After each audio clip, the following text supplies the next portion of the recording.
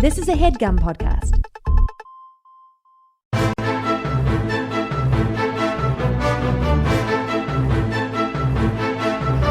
Hello and welcome to The Complete Guide to Everything, a podcast about everything. I am one of your hosts, Tom. And I'm Tim. Tim, this is, for us, the first time we're recording in the new year, right? It's the first time we're speaking to each other in the new year. That's true. Well, yeah, speaking. I mean, we've texted, you know, and have we texted? I don't think we have, actually. I mean, to like coordinate this recording. Yeah. It's not like we haven't caught up. Yeah. Hey, Tom, it's nice to see you. I was up until 5 a.m. waiting for you to wish me a happy new year.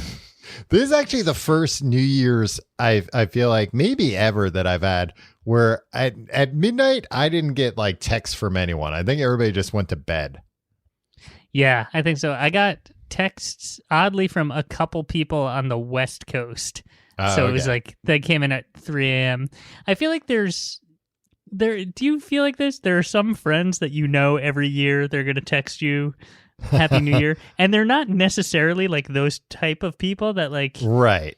They're people that like don't like necessarily like text me on my birthday, but like... Yeah, but they will love like, New Year's. Yeah. I'm on the list for their Happy New Year's. There's some people that like will reach out. AJ will reach out and be like, "Hey, Happy Easter, man." It's like, oh, really? We're doing this? Yeah, I got a nice Thanksgiving message from him, I think.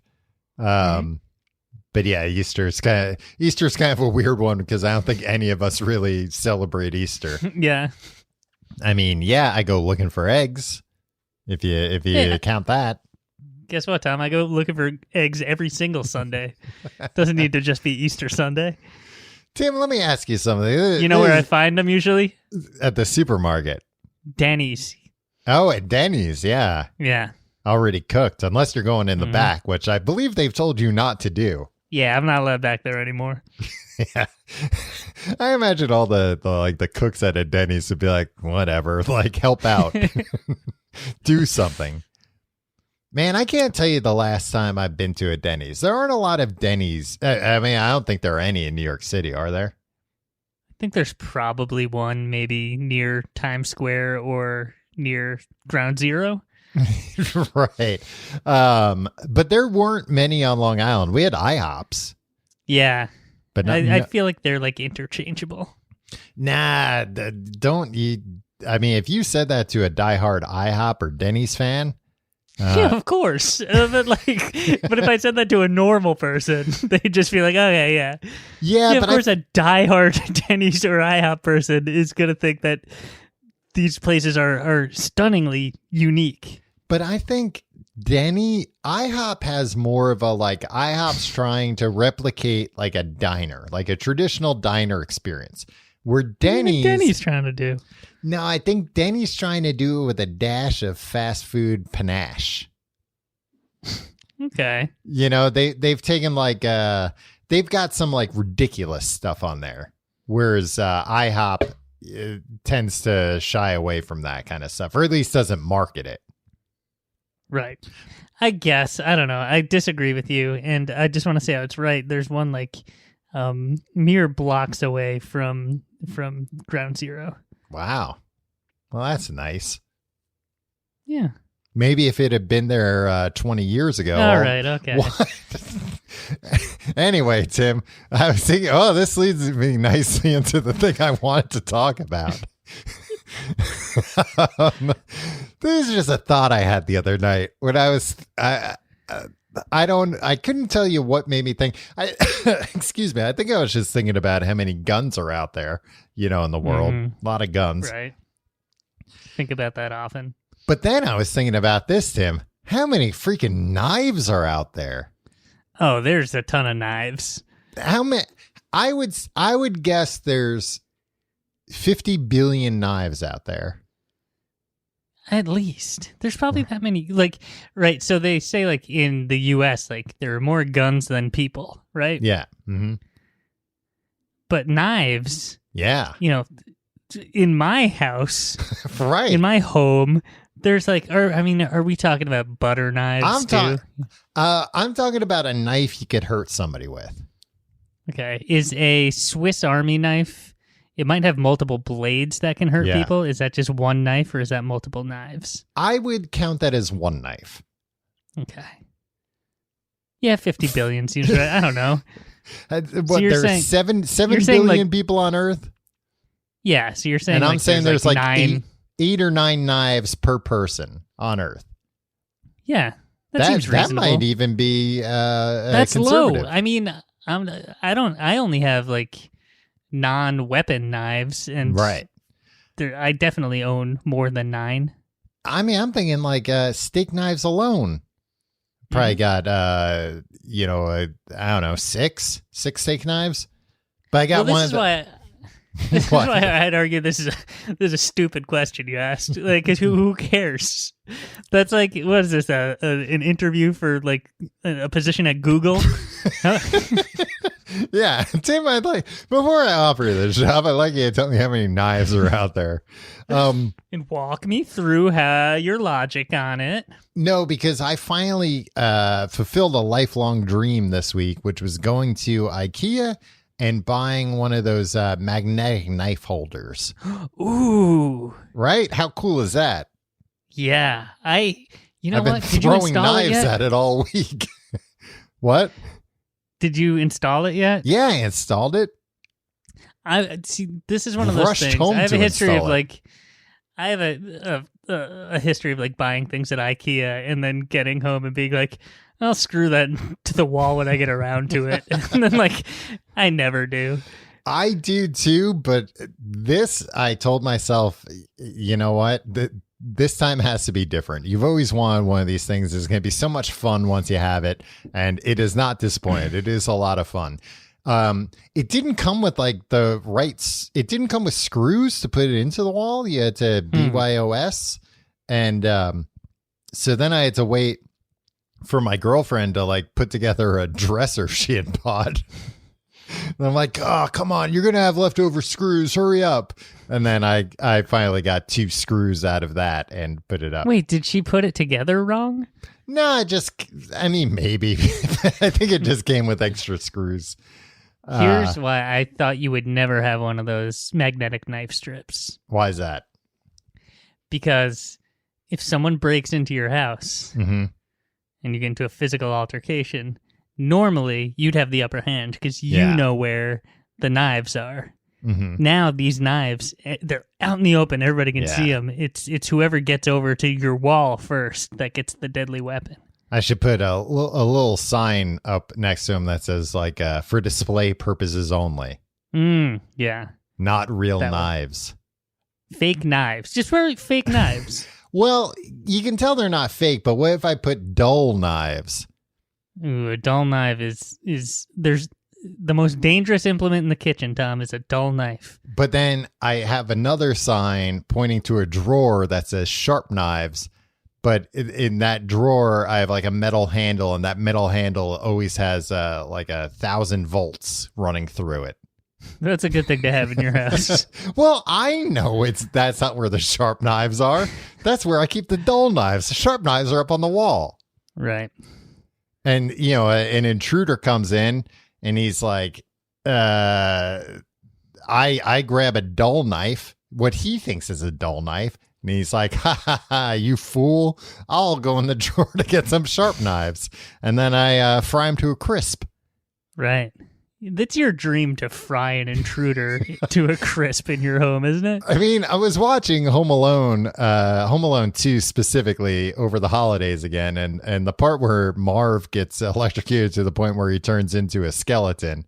It's aspirational. I'd like to do that to a home intruder sometime. Yeah, I never thought I wanted to live out the Kevin McAllister dream until the scene where he stands on top of a building and throws a brick down, and it hits Marv directly in the forehead. Yeah, and That doesn't seemed like, hey, that cave seems his like a- skull in.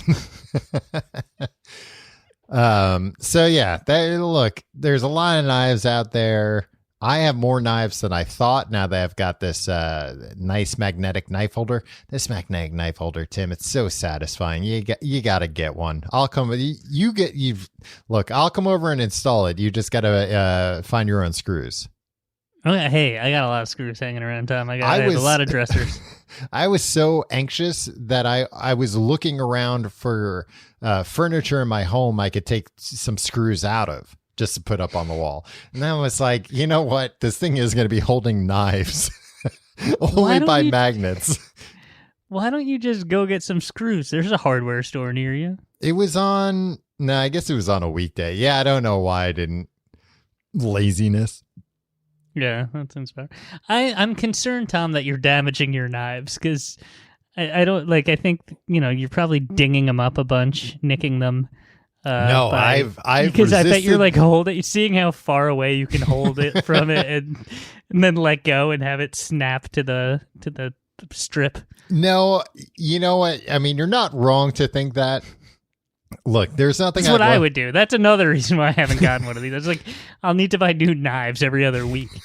There's nothing I would love more than to figure out and practice how to throw a knife so that it sticks on this thing from across the room, so that I can start answering the door with a knife every time, and then if it's not an intruder, I can just nonchalantly fling my knife across. The no look flick. The no look flick to the magnetic stick. It would, and that way, even if the person was an intruder, but they were disguised maybe as somebody I knew, they would think twice after they saw that. They would think, oh, he doesn't have the knife anymore. Now's my chance. Oh, wait a minute. Holy hell. How'd he get rid of that knife? Look at that skill. If he can do that, what's to say he can't reverse it and make the knife come back to his hand? And that's when you have him right where you want him. You run over there. He finds the sharp knife drawer, electrocutes himself to death. Yeah, or I was thinking even if he's sitting there thinking about this stuff, if he's sitting there thinking if he can do that, then maybe he can make the knife come back to his hand. I'll see him thinking that, and I'll take my other secret knife and, right under the jaw, right into the brain. Why don't you wear some sort of glove that has like electromagnetic power? Oh, you flip the switch on that glove, bam! It overpowers and all the knives from the strip now come to your gloved hand. Yeah, and then I'm thinking not a switch, Tim. I'm thinking like a knob, so that then if somehow that doesn't work properly, I can turn the knob up all the way and just electrocute this man and fry him. Or once I've got a knife in him and maybe I say something clever to him like, how do you like your steak? Well done. And then I can turn up the electromagnetism all the way to cook him alive in my doorway. You could be like, I like the prime cut, and then you slice him with the knife. Right. And I like my way better. No, after you cook them, then you cut them up with a knife. Sick. You're a sick man. Why would you even say something like that?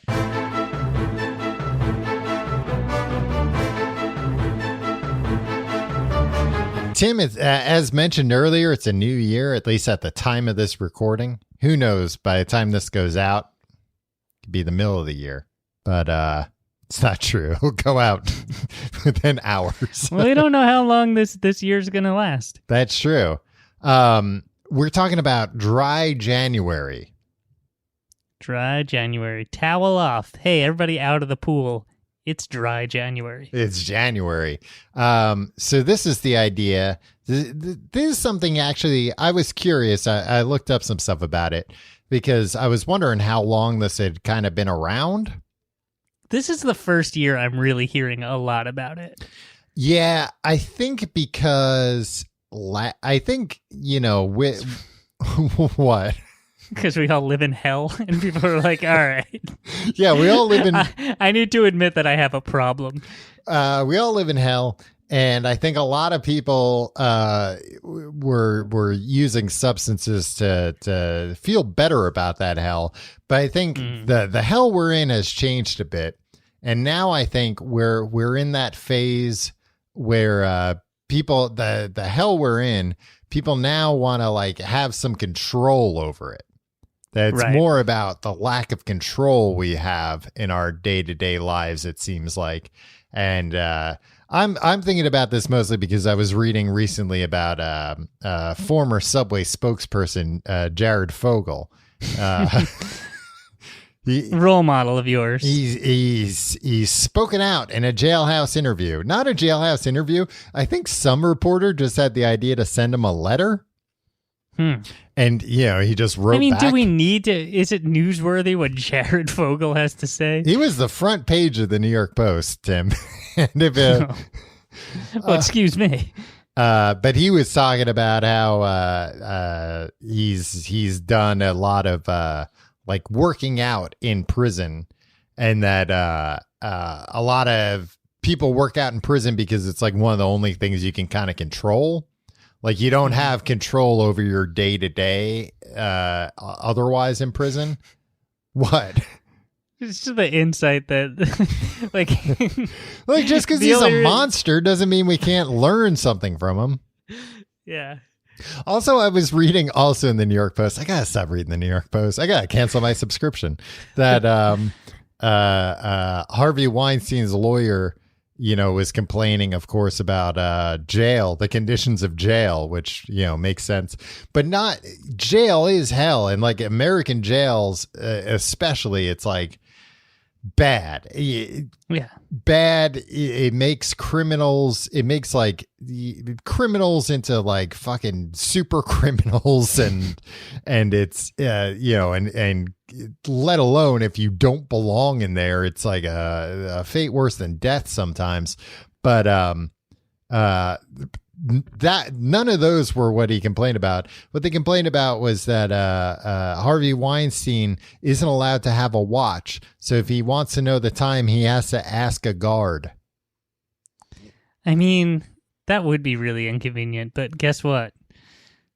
Harvey Weinstein's calendar all filled up. He needs to. Yeah, I'm like, first off, who gives a shit? Guard, I'll be late for my 3:30. Right.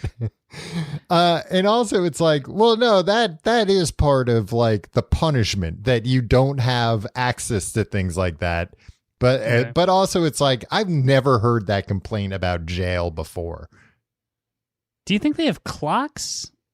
Maybe posted? in like the rec room or, like the main room. But yeah, otherwise it's like, this place is just like a casino.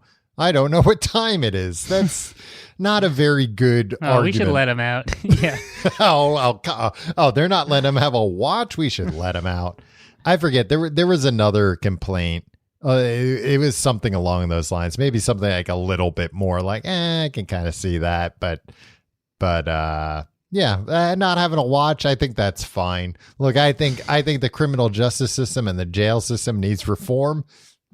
Not allowing people to have watches, I think that's fine. Most people don't wear watches nowadays anyway. Just look at your phone, Harvey Weinstein, you idiot. If you want to know the time. Tom, I got news for you. He gets one phone call a day. Call up and ask what time it is. Call that phone number. Remember there used to be a phone number you could call? They'd tell you what time it is? Yeah.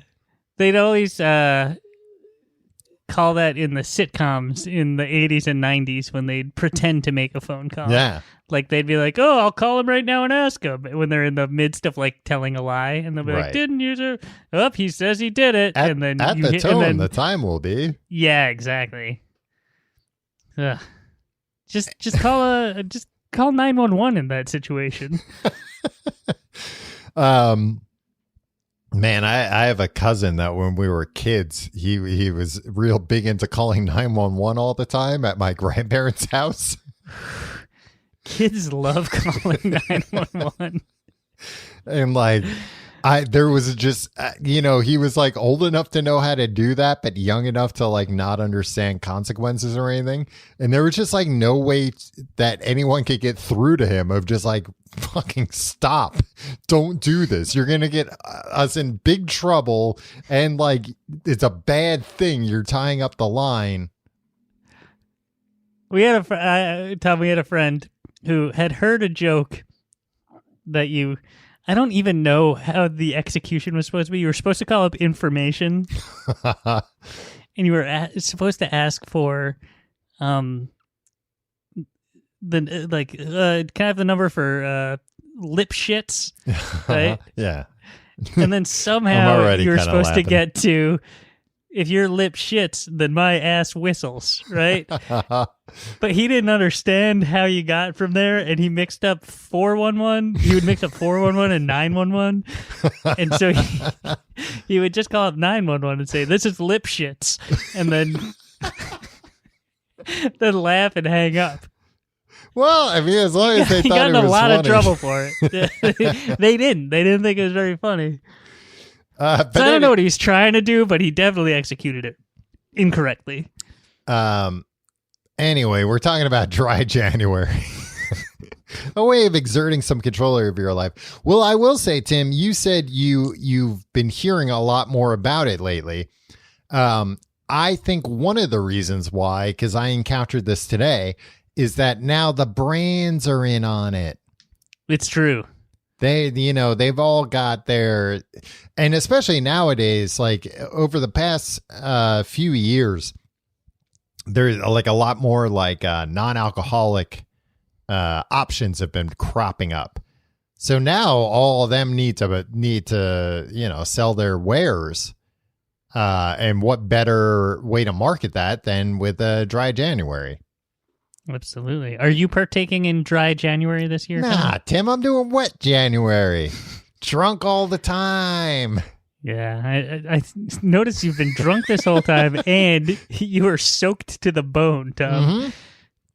Yeah, that's sweat. That's what the wet part is. At a certain point, the alcohol's got nowhere to go but out through the pores. But no, I noticed that today when I was at the supermarket that they had like by the non-alcoholic beer section, they had Dry January marketing material. Smart. Tom, I'm drinking a non-alcoholic cocktail right now. Oh, a Shirley Temple? A mocktail. No, hold on.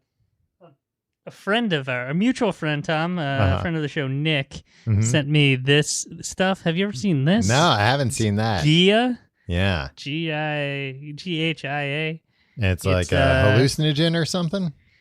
No, the ingredients are water, grape juice concentrate, yuzu juice. Used Gentian? ooh juice. Yuzu, Y-U-Z. Oh, okay. A bunch of stuff like an extracts and stuff, fig concentrate. I don't know. You mix it up. They have on their website. They have a bunch of recipes. Yeah. It's nice, Tom. It's like drinking a cocktail, except none of the good things happen. What does it taste like on its own, out of curiosity? I haven't. I mean, I've mixed it equal parts for the drink entitled "A Night at the Spritz." Mm-hmm. Is that what you're considering this? Equal parts Gia, and sparkling water, which is nice. That's not really like a cocktail. What do you mean? It's like a spritzer. It's a mixed drink. Oh, he's sipping. He's doing that. He's looking. It tastes just like the other thing, except less watered down. That makes sense. It tastes like kind of bitter. Mm-hmm. I don't know how to describe tastes. But it's not trying to replicate a particular type of alcohol, right? I don't think so. I think it's just supposed to be. Or some people say, what's in an Aperol spritz? Yeah, I don't know. Aperol and spritz, I think. Yeah, I think that it's supposed to replicate that. I've never had one of those. No, okay. Anyway, Tom, I drink about 6-7 gallons of this a day. Yeah, I mean, I'm sure you got to drink a lot of it to get fucked up. Yeah. Doesn't happen easily. Yeah, I've had. I'm trying to think of what the order we should go in here. All right, we'll talk about. Sorry, I know I went out of order here. You threw everything off. I know. I'm about to finish and I wanted to bring it up before I was done drinking it. Well, thank you for that. Then. And I ran out of sparkling water, so I can't make myself a new one. Sparkling water seltzer? Is that what you're calling seltzer? What's the difference? People You like you don't wouldn't know. understand, so I'm not even going to bother explaining it to you. So the term dry January was registered as a trademark by the charity Alcohol Concern in mid 2014. And this is Alcohol concern? Yeah, it's a UK charity. And they that's like one of those weird for us ways that they phrase things. I got an alcohol concern. A concern. I'm running out of whiskey. Oh yeah. That's my alcohol concern. Well, I think that's why we don't do that in the US because people would call up this hotline. Say, I got an alcohol concern. Well, I mean you run the risk of people calling up and asking for lip shits no matter what kind of hotline you're running. Or maybe just saying, this is lip shits. However, and if I was a 911 operator, I'd be so pissed off at that kid. In the Finnish government in 1942, as part of the war effort, it doesn't say which war. It's up to you to figure that part out, I guess. Mm-hmm. Launched a campaign called Sober January. That's very direct. That's very Scandinavian. I mean, and I don't know if it, obviously it's World War II, but I don't know if part of the war effort, if it was like we need our soldiers to be sober, or if it was like we're using the alcohol to, I don't know, put in bombs or bullets or something. Or it's probably like the manufacturing of alcohol. It was like we need to use those for other We're making hand sanitizer with this. Well, they probably weren't making hand sanitizer. That wasn't one of the big concerns during World War II. I found this interesting though, Tim. In Australia and New Zealand, they do dry July. Dry July. That seems because it's the winter time there. Which was why I was like, oh yeah, that makes sense. But then I was like, dry July actually rhymes, so it's better, or does it rhyme or something? Try July, yeah. Yeah, all right. Try July. Forget what rhyming is? No, I don't know. Sometimes you think things rhyme and it's alliteration, or people are like, oh, that's like a slant rhyme. Yeah, or like shut up. That you're I didn't using. Ask you what kind of rhyme it was. You're using ironic wrong. But the thing you said was really offensive. But the idea that it's dry July because the seasons are swapped down there is interesting, because at first I was like, dry July, that sucks. Drinking in the summer is a blast. Mm-hmm. But then I realized, I guess because it's the winter down there. Now, do you think people lean towards abstinence of alcohol in the winter months because people drink more in the winter, or because it's like easier in the winter not to drink? I think it's easier I think so much drinking is social drinking. Yeah. I think it's easy. You're less social during the coldest months of the year. Yeah. And so it's easier to be like, hey, you know what? Mm-hmm. I'm not going out. I'm not seeing a lot of people. I'm not going out drinking as much. Yeah. This will be the easiest time for me to do it. Right. And also, since alcohol is a depressant, and January and February are the most depressing months of the year, this is the best probably time a good to, idea. Yeah. Also, I mean, and this applies to dry January. God, now I'm all confused. More than it does dry July. But I feel like I've always assumed it's in response to like a New Year's Eve hangover. Oh, yeah. I could see that. Mm-hmm. But many people plan for it beyond, like before the morning of January 1st. Like, I know that all your ideas are just immediately like, I'm feeling this way now, Well, so this is how I'm going to live my life. I won't apologize for being a man of action, Tim. Well, I think also like what you're saying, that people, the holidays in general are a time for gluttony. And that's when people are feeling like, bleh. And that's, when everybody's like interested in trying something healthier. And I also think for like New Year's resolutions, it's such a cliche. People talk about how nobody keeps their New Year's resolutions. But this is like, well, it has a finite end. Yeah. That it's only 30 days, 31 days. How many days are in this month? 30? Use the rhyme, Tom. Look, is that a rhyme though? 30 days, half December, January, February, and November? I mean, that's the problem. You can slot in, like, the syllables work with any month. Yeah, exactly. So, I'm sick of rhymes. I'm sick of everybody saying that rhymes are the solution to problems. Rhymes have never solved anything. All rhymes have done have confused people even more than they were in the first place.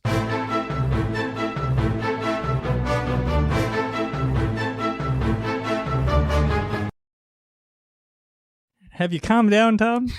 A little bit. We just took a 3-hour break.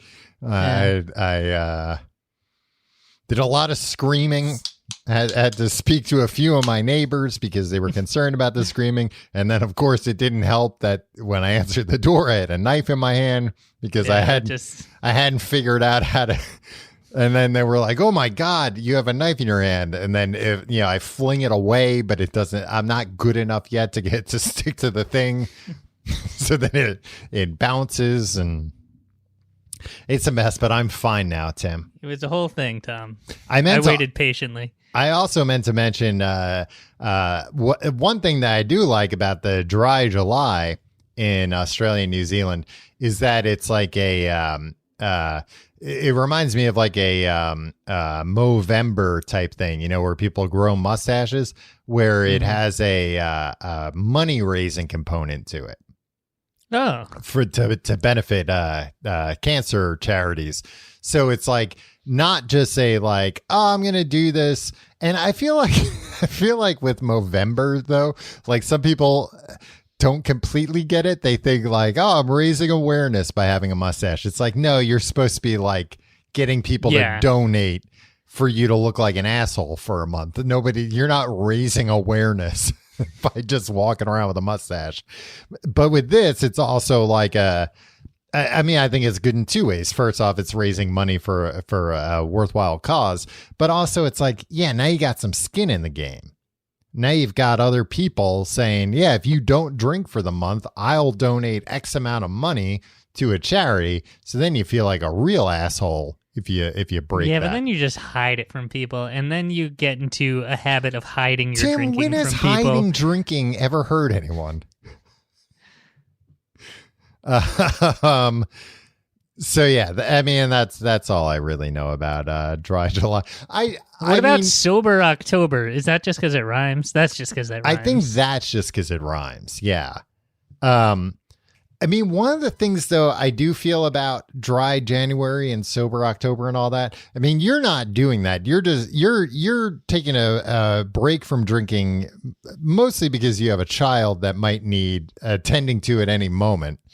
Yeah, and when I drink, you can't wake me up. And like babies wake up in the middle of the night and need things. I did drink a glass of champagne on New Year's Eve, Tom. Wow. At like 9 p.m. Well, you jinxed it for everyone now.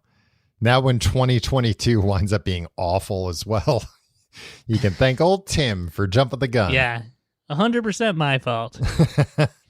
I took a sip. of that champagne, Tom. Mm-hmm. And immediately Betty White died. Oh wow! Yeah. So I don't know. Bad omen. Yeah. Maybe I did screw us for 2022 after all. Yeah, people, I had some people reach out when she unfortunately passed last week, because we mentioned that on last week's episode that a psychic had predicted she would die in 2022. Yeah. And then National Enquirer needs to fire their psychic. Yeah, because she was off by, I don't know, hours. But people were acting like I made that prediction, and I didn't make that prediction. I was merely reciting something I'd learned from a psychic. You're merely reading something you found on the internet into a microphone. Yeah, spreading good ideas. That's what we do around here.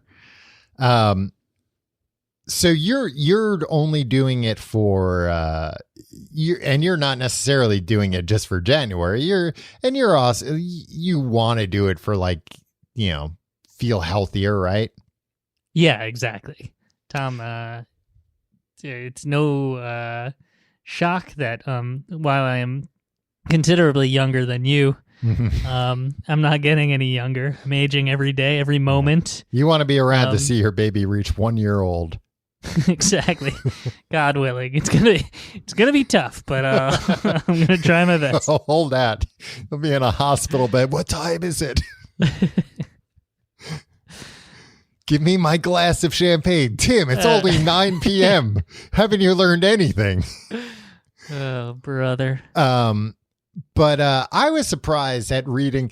You know what? I read like a few articles that I was like, did Budweiser sponsor this or something? Because they were all articles. Because I feel like we've always heard things. I mean, I guess they're different things, but like anti-smoking things where it's like, here's what happens when you stop smoking. Like, here's what happens in the first 24 hours. Here's what, and it's all great. And like, it all leads to basically, after a certain amount of time, not even that much time, like a matter of months, you've undone a huge amount of the damage, as long as, you're not quitting smoking 50 years in. But even if you are, you're still undoing a massive amount of damage. Right. Which also makes it seem like I can hold out for a while, because like I'll just wait a couple of years and then I'll just undo all this damage. It's easy. I mean, I don't know if I read it that way, but when I was reading this stuff about alcohol, like I thought it would be, I thought like, well, it's not going to be the exactly the same, because like when they talk about smokers, most of the time they're talking about people who have smoked for years. And, if you've smoked for years, you're smoking multiple cigarettes a day, if not a pack or two a day. And, a lot of these articles, it's more about like, if you're a pack a day smoker, here's what happens when you stop. And it's like, yeah, it's tremendous for your body. But the alcohol, first off, the alcohol stuff were like the opposite of smoking, where it's like, if you're a heavy drinker, don't stop suddenly. That could actually kill you or cause like a seizure or a stroke. It can be very bad. Although I feel like in the things I read, they could have done a better job explaining like where that line is. That's the thing. I watched some YouTube video about like, these are the things that happen when you quit alcohol. Yeah. And it's like within 24 hours, you'll start experiencing headaches and like blurred vision. And it's just like, wait. Is this just like... No, I've gone 24 hours without drinking. Well, what's going on here? That's what happens when you don't stop drinking alcohol. Yeah. Yeah, it's weird. I feel like, with cigarettes, at least, like everybody understands, like, look, no amount of cigarettes is healthy for you, but people can also differentiate like, well, I think part of it too is because it's so addictive. There's a different thing. So it's like, yeah, if you're the kind of person who's like, oh, I only smoke when I drink, or I only smoke, once a week or whatever, I have like one cigarette. That's still, you're still deterred from doing that because it's like, yeah, but it's a highly addictive thing. A lot of people say that, and then they quickly get addicted and they start smoking more. But I feel like everybody has an understanding of like, well, if you're smoking a pack a day, that's too much. If you're smoking half a pack a day, that's too much. If you're smoking like 3 cigarettes a day, that's not great, but it's nowhere near as bad as a pack a day. Whereas, President Jed Bartlett on The West Wing famously smoked 1 cigarette a night. Oh. And the Secret Service guy's like, oh, you got to quit. And he's just like, come on, 1 cigarette a day is fine. Yeah. And he was president. He encouraged a lot of kids to. Yeah, he's my role model. A lot of children that watched The West Wing grew up to smoke people 1 a night cigarette smokers. I mean, I'm sure to some extent that's just like hey, they say have a glass of red wine with dinner every night. Well, I was going to say that's... Smoke a Marlboro Red at 9 p.m. every night. Settle you down. The West Wing, presented by Marlboro Reds. But I was going to say, you're right, Tim, because that's the problem with alcohol is that, every other day there's like a study coming out that's like 1 glass of red wine's okay. And also there's like so many cultural things with drinking. But I just feel like when I was looking into this, I couldn't find where the line is of like, do not stop drinking suddenly if you're a heavy drinker. And I feel like by not clearly defining that, there's a lot of people that are heavy drinkers that will read that and be like, yeah, I'm not a heavy drinker. And then also people who are moderate drinkers that are like, oh, I'm a heavy drinker. I can't stop suddenly. Yeah, I can't stop. I'll die. I guess I just have to drink. I guess I still just have to keep drinking. But from what I saw, again, I was reading these articles where they were like, even if you quit for 30 days, it doesn't really do anything. And I was like, really? That's a poor way to approach this. I think people's drinking habits are so different that some people drink enough that like in 2 weeks, if they stop drinking beer, they'll like drop 10 pounds and be able to run like twice as far as they could before. And some people are just like, I don't know, like me, I would only drink basically when we recorded this every week for the last like year or so. So like I've seen no change. I've gained a little weight because I eat a lot more, but that has nothing to do with that. So yeah, under health benefits, I found weight loss was the first one, but even that, it's like I guess that's also the difference with something like cigarettes, where the type of alcohol you drink can, vodka doesn't have calories, but IPAs have a ton of calories. But the other thing that it affects is when you're drunk, you want food, you're hungrier. So regardless of what you drink, if you're also then like binge eating when you're drunk, that's not good for you. Improve mood if within the first 30 days.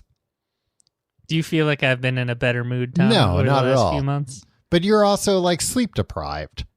Yeah. You're not I was like a drinking real cutie pie lately. You haven't stopped drinking in a vacuum. You've had a bigger change in your life. That's true. Because the next one is better sleep and more energy. Do you feel like you're sleeping better and have more energy than ever now? I do feel like I have more energy compared to the amount of sleep. Like if I was sleeping this little and drinking, I think I would have a lot less energy. That makes sense. Stronger immune system. Tom? Mm-hmm.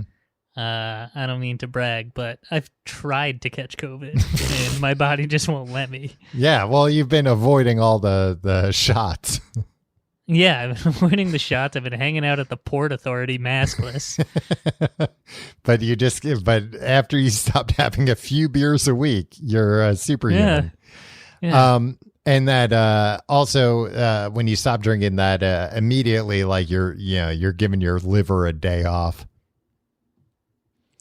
That's the thing that I think I'm most concerned about with drinking. That consistently drinking will like wreak havoc on my liver, and then like I'm gonna be like in my mid 40s at at a doctor's office, just like, nope, you fucked your whole liver up. Like, yeah, it's interesting with liver. Like like a few years ago, I think heard like, oh, the liver is basically like the filter in your body. And then that made a lot more sense to me of like, that's why it's important. That's why you got to take care of it. It like stops bad shit from like going into your blood, bad shit that you consume in other ways. Okay, I get it now. And then it really grows me out that like people eat livers. So I'm like, that's where all the shit is. Why would you want to eat that? One of my grandpas, he loved livers. We had like chicken livers. Gross. I used to love shrimp, and I probably ate so much shrimp that had that poop track not ripped out. Yeah. I always rip that out. I don't eat poop. Tim, I've never eaten poop a day in my life. What about fried shrimp? That's so good. What about those little fried shrimp, Tom? Popcorn shrimp you're talking about. Popcorn shrimp. Yeah, they're too there's little. No to way poop. they rip that poop. Nah, they're too little to have that. I was also reading about I mean this is a little different. I don't think they'll give you this for dry January, but the different prescription drugs to help you stop drinking, you know, if you have a more serious problem with it. And it's interesting because there's three, what did the other one do? But there's like one that blocks the good feeling that you get from it, which makes sense. But then there's another one that just makes you feel really awful. Like basically gives you like an instant hangover as soon as you start. Like even one drink, it'll just make you feel like shit. It's like the equivalent of when people want to stop biting their nails, so they put that like gross tasting stuff on their nails. Yeah. Which sounds awful to do, but also I'm thinking about how easily if I like eat something and then get sick off of it, it's like I'll just be like, no, I'll never try that again. Thanks. So I don't know. Maybe it works well. Or maybe you just go, oh boy, these pills taste awful. I'll stop taking these pills. And then the other thing I wanted to talk about was how many people drink. How many people 50 billion. No, how many people don't drink? Which, by the way, I was like, I gotta find out what teetotal means. Like where that word came from. Oh, okay. Because like I felt like I know what it means. But it's one of those words where there's like a couple of people being like, oh, this is where it came from. Like somebody said it came from like this guy stuttering, and I'm like, I don't think so. Stuttering John? It came from Stuttering John. No, that teetotal is literally supposed to be the letter T and then the word total. And it's the way people used to say things that now we would say it total with a capital T. But back then they would say T total. So what does that mean? Just totally abstain. Oh. Not like, I occasionally will have some. Just I don't have any. I am totally with a capital T. I am teetotal. Tom, have you seen this list of notable teetotalers? I did see a list of notable teetotalers. That's a hard thing to say. It is the most it's the most random list I've ever seen. Yeah. It's on Wikipedia. Number 2 is Penn and Teller. Yeah, which are two different people. Yeah. I saw Dan Ratcliffe is on there. Dan Ratcliffe. So is Tony Hopkins. Yeah, but Dan Ratcliffe's on there because he's too young to be able to drink. He's just a boy, a magical boy. A magical boy nevertheless. He can have some butter beer. You can slip him a butter beer here and there, but other than that, he'll get in a lot of trouble. Gene Simmons he's lying, right? Nah, because so another person on that list is Ted Nugent. Right. Who's like famously anti-drug and anti-alcohol, but pro being a piece of shit otherwise. I could see somebody like Gene Simmons being along those lines of like, yeah, he doesn't drink because like in the 70s, somebody gave him like 10,000 Quaaludes and he's still working his way through them. Yeah. Or, I mean, that's the other thing is that there are a lot of teetotalers that are still, I don't know, just still like huge assholes, still act the way you would like normally ascribe to like a drunk moron, but they're teetotal and it's like, but I can still be an abusive jerk off. Okay. Well, kudos to them. Our current and previous president, both teetotalers. Yeah. Yeah, I guess one of them and look at point. how popular both of them are. Yeah. Gary, take big swigs. Tom, I'm drinking now. Mm-hmm. A non-alcoholic brew. Tim, you know what? That conveniently brings us to the next segment, which is I don't know, talking about non-alcoholic beers. Because look what I have. I also have one. Ooh, is this Athletic Brewing Company? It is. We should have gotten them to sponsor this episode, Tom. This should be branded content. It should be branded content. If you're listening to this, don't go out and buy Athletic Brewing Company stuff until we tell you it's okay. I'm going to make a call after this. Yeah. Tim, it's Friday night. I think you might have trouble. Yeah. Reaching What are these guys out partying? No, they make fucking non-alcoholic beer. They're boring as I am. Yeah, they're in front of spreadsheets right now. So yeah, that was why I kind of wanted. This is how I like spending my Friday nights. That's kind of how I wanted to end this, is talking about the abundance of different non-alcoholic, especially beers out there. Because when we were kids growing up, or like teenage, as soon as they started marketing alcohol towards us when we were like 15, 14, the only thing there was O'Doul's. And I feel like, I don't know if O'Doul's was new at that point, or they were just like, they had changed the name, or they were newly marketing it or something. But that was a dang punchline when we were kids, Tom. Oh yeah, it was. Well, and they would call it like the non-alcoholic beer for people who like beer, or something like that was the catchphrase. But nowadays there's a million different things. And it's interesting how they market them. Like, I was always surprised. I remember when I think it's called Heineken Zero or something, where it's like a zero alcohol Heineken. And for a while on the radio, all the commercials were like, finally, you can drink in the car. Finally, you can drink during a meeting at work. Where it seemed like they were explicitly targeting alcoholics. Yeah. Like people who drink all the time, and there are like a handful of situations that they can't be actively drinking that But did you think there was like a wink and a nudge there? It'd be like, dump the non-alcoholic beer out of it and put real beer in it. But then if anybody in your meeting smells beer, just show them that it's a non-alcoholic beer. No, I don't think there was a wink towards that. I don't think they wanted to sell this beer so that a bunch of alcoholics buy one can of it and then just use that can over and over. Well, the can would get dirty. They need a 6-pack. That's true. You would show up at a meeting like, no, it's an alcoholic beer. It's like, that can is crushed to shit. That's the same can you've been bringing in all week.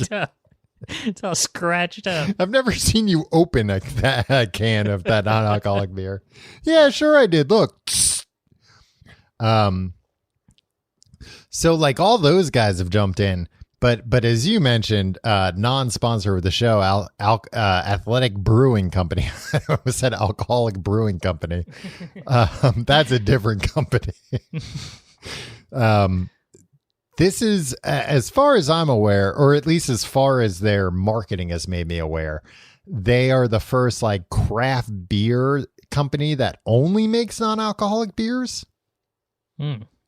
And that they have a like a somewhat secretive proprietary method to do this, because that's one of the other problems that's always existed with like other non-alcoholic beers, is that the way they would make them is they would brew like a very high alcohol beer and then just water it down.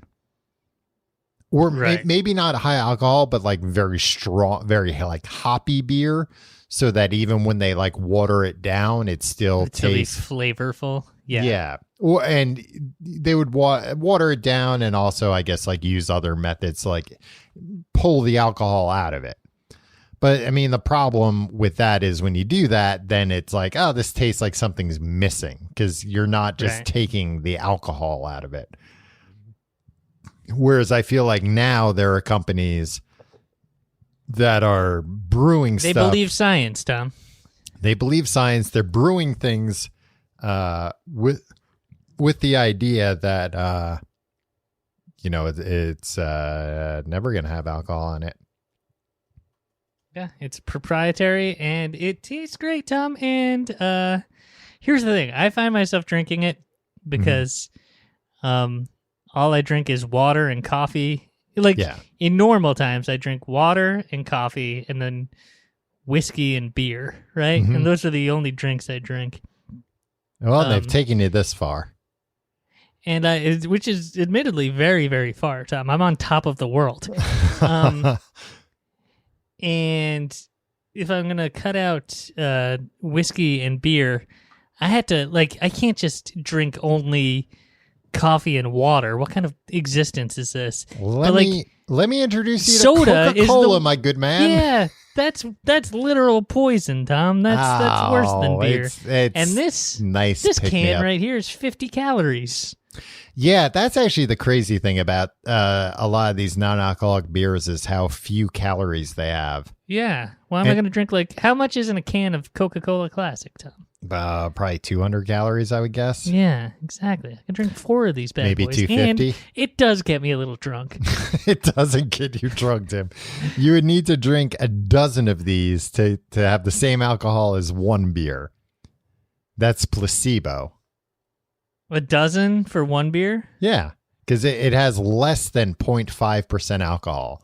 So maybe even, it might have way less than that. I think that's just what they...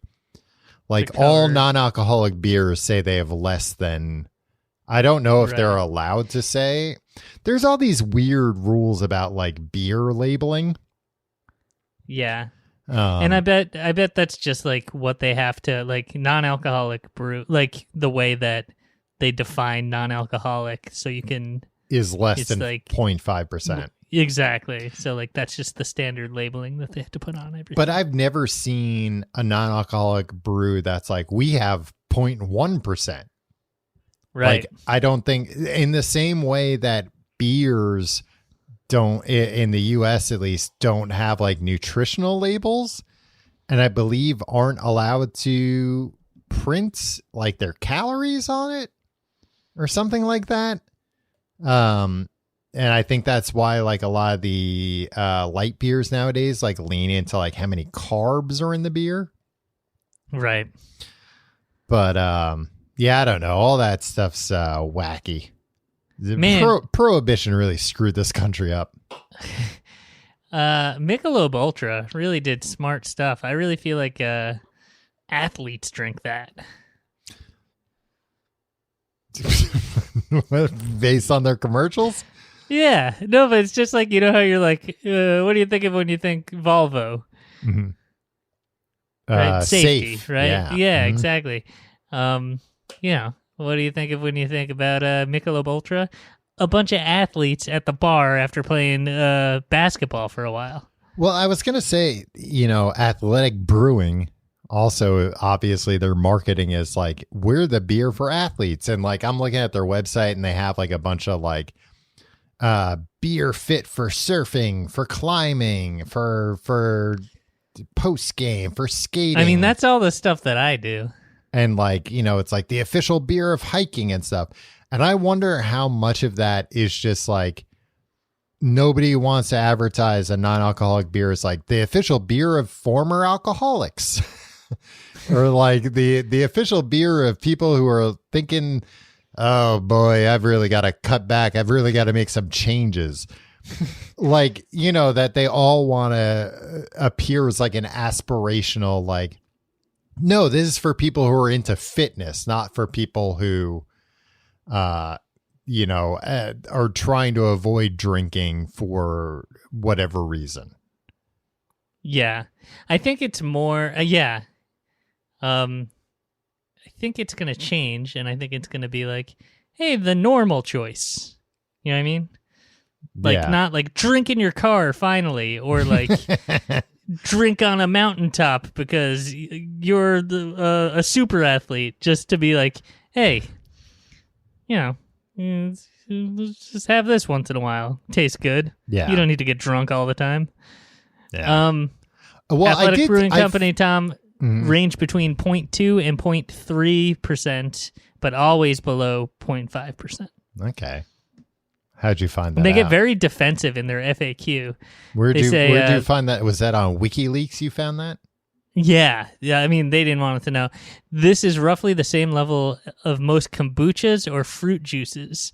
Yes, even orange juice and bananas have low amounts of alcohol due to natural fermentation. Fun fact, some breads have over 1% of alcohol. It's like, all right, I get it. It's negligible alcohol. Don't start being like, oh, if you're worried about this, then stop eating bread, asshole. Yeah, don't start going after bananas, for God's sake.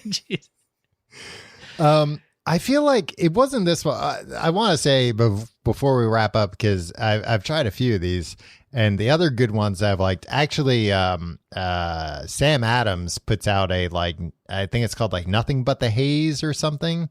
That's pretty good. Mm-hmm. And I don't like that's Boston beer, Tom. I'm a New York City guy. Brewdog puts out some good ones too. Brewdog? Yeah, the company. That's what I used to call all beers, Tom, because I was cool. I was like, hey, throw me a Brewdog. Yeah, and then they registered the trademark and you were served papers. Yeah. Every time I said it, I was just accruing more and more fines. But I did see another ad, which is actually like, maybe this is the only time I've ordered one of these at a bar. And it is a very good marketing tactic. I mean, you're not going to sell a ton this way, but they were like, hey, our beer is the beer you order at the end of the night when you don't want to leave yet, but you've also you've had enough. The bartender has warned you that if you continue nodding off at the bar, they're going to have to ask you to leave. No, because I mean, how many times have we both been in that situation of like, all right, well, I think I'm all done. I'm going to head out. And then somebody else shows up that you weren't expecting, or I don't know, a really cool song comes on the jukebox and you're like, I'll hang out for one more. And then you're like, well, if I'm hanging out, let me get something to drink.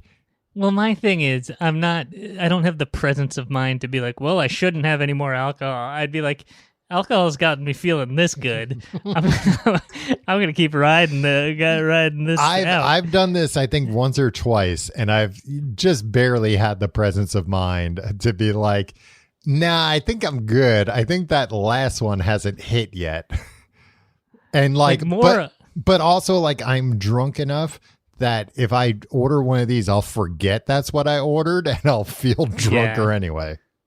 That's true. I just feel like in my experience at that point, more often it'd be like, fine, Paul, I'll do a shot. No, shots. Ugh.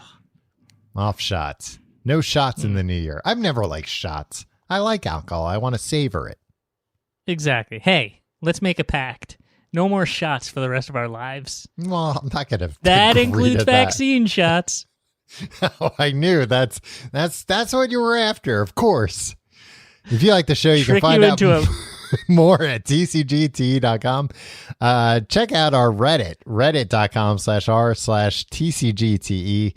Check out our Discord. The link's on tcgte.com. You can follow us on Twitter at Complete Guide. You can follow us on Instagram at tcgte. You can follow me on Twitter and Instagram at Tom Reynolds. Follow me at Your Pal Tim. And hey, check out patreon.com/complete guide for all of our bonus stuff, weekly bonus episodes. This week, Books the Podcast is back in a way. Yes, not in a way, in the way. In the way. Well, for the past month or so, we've been doing Moviesman, Cinema Files. Tim and Tom go to the movies.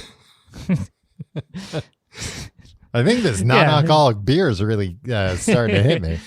Yeah, and before that, you were doing theories. Theories, yeah. You get all different conspiracy theories, alien stuff, all that stuff. Books of the Podcast is back, but hey, sign up for Patreon. You'll have access to all of that. Yeah, and more. And more. Yeah, that's all the plugs, I think. Tom, look, I hate this because we probably should have really reached out to Athletic Brewing Company here, but they do such a smart thing. They have a Stork subscription. Do you see this? Oh, no. Hear about this? It's for people like you. It's the perfect gift for beer-loving parents. Or it's a 9-month shipment of rotating beers. Oh, so wow! They'll send you like a 9-month supply, and it also comes with a little baby onesie. Were you saying 9-month supplies, but you were going to say 9-month surprise, and you couldn't figure out which word? No, I said supplies.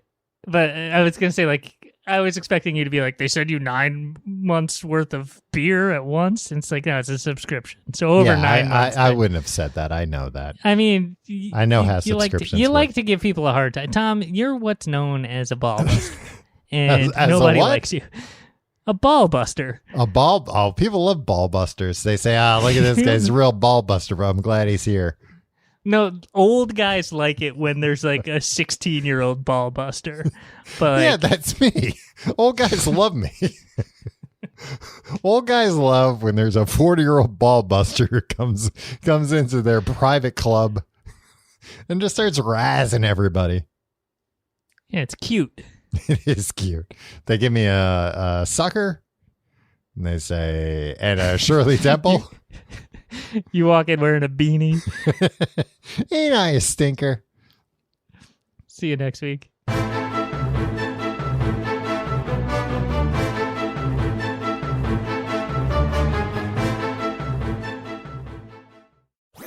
That was a HeadGum podcast.